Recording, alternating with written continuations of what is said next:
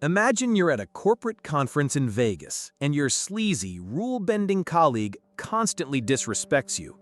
But he has one major weakness: his incredibly conservative wife. What happens if you find a way to turn his debauchery into his own personal hell without saying a single word? Get ready for a story about how one innocent stack of business cards turned an office jerk's life into a living nightmare. For the bulk of my career, I've worked in software sales. About 10 years ago, my company was hosting its annual user conference in Las Vegas. As a sales guy, I pretty much had carte blanche on expenses as long as it involved clients, expensive dinners, drinks, tables at clubs, etc. The only unbreakable rule was that we couldn't pay for strippers. Having been in the industry long enough, I realized what guys would do to get around this. It was common for them to explain to a manager at a strip club, and then they would have the girls' tips added to the bottle service. Even with that in place, I never thought it was a good idea to play that game, nor did I think it was a good idea to go to a strip club with clients. It was never a good look in my mind. I was roughly 27 or 28 at the time, and one of the older guys, late 40s, Jim, was the typical sleazy sales guy. He would tell half-truths to prospects, overcharge them, oversell, etc.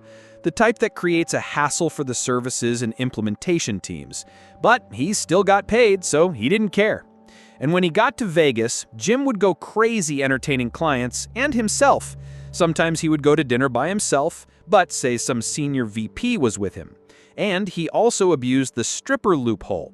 One of the reasons he tried to get a group to the strip club each night was that he had a very conservative wife. She made the kids go to a local Christian school, and the family went to church every Sunday. She hated the annual trips to Vegas, to the point he would tell stories that he wasn't allowed to bring his suitcase in the house.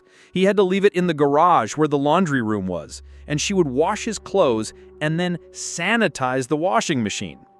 On the last night of the conference, he organized a shuttle from one of the big strip clubs to pick up a group. There were some open seats he was trying to fill to meet the minimum commitment for free entry to the club. Jim saw me speaking to a client and invited us. I declined. He started mocking me about being scared of pretty ladies or that I would probably nut the first time one of them touched me, etc. This would have normally not bothered me, but he did it in front of my client. I stated, I don't want to go because I don't think it's professional. He left, I bought my client another round, and we joked about the douchebag. Then I was on my own and decided to walk the strip a bit and head to bed early due to an early morning flight.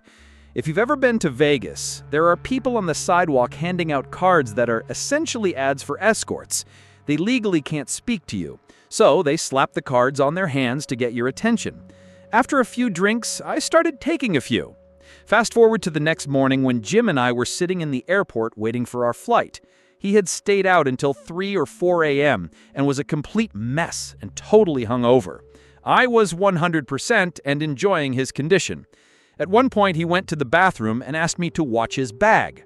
When he was out of sight, I added those escort cards to his bag. When his wife went to do her laundry routine when he got home, she was not happy.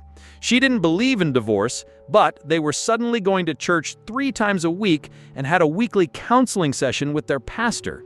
This also led to Jim dropping out of his weekly golf league. He was telling us all this story at the office looking for sympathy, and he swore he never took those cards, but couldn't remember since he was so drunk.